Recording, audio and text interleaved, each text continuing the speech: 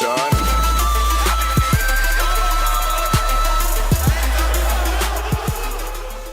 Hey guys, Thetcglover here, how you doing today? Now today is going to be a very brief video just talking about the new set and actually talking about what we would probably imagine to be the cards in the set which will retain some value. Now I did this with Duelist Alliance, and the thing is, the difference between Duelist Alliance and this set was that Duelist Alliance was a hell of a lot more profitable.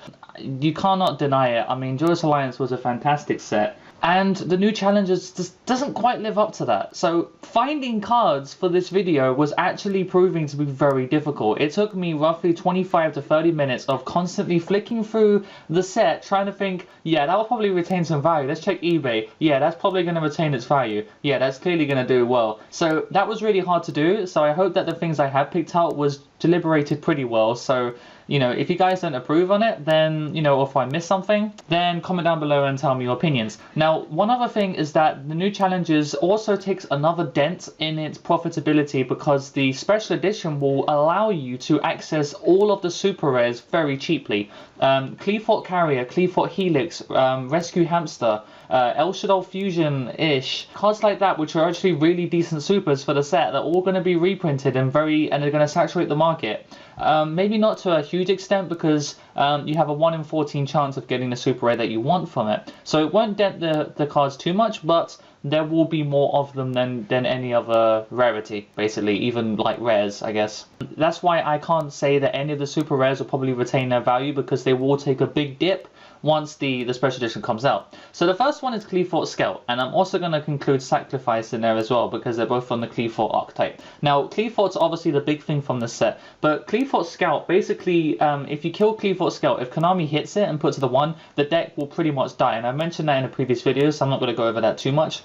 Sacrifice is that crucial first turn play where you summon any Cleefort, equip it with Sacrifice, and then once Sacrifice goes to the graveyard, you search for tool. So it adds to the tool searching, and it adds to the searching of any card that you want, disc, any of the other super rare, you know, whatever you want. You know, Sacrifice is a really strong card. You know, it lets you get over any normal summon, just really strong. So it's a good card. Another one is Denko Sekka. Now this card is like under the radar here, right? I personally subjectively feel that the card is amazing, but I also feel like it could be completely ignored. It has some really good potential. Like if your opponent's got loads of sets and then you Denko Sekka, and then they realize that they can't stop you from doing Cleefort stuff, then in that sense, Denko Sekka wins you games. And it can win games because it prevents your opponent from activating set cards.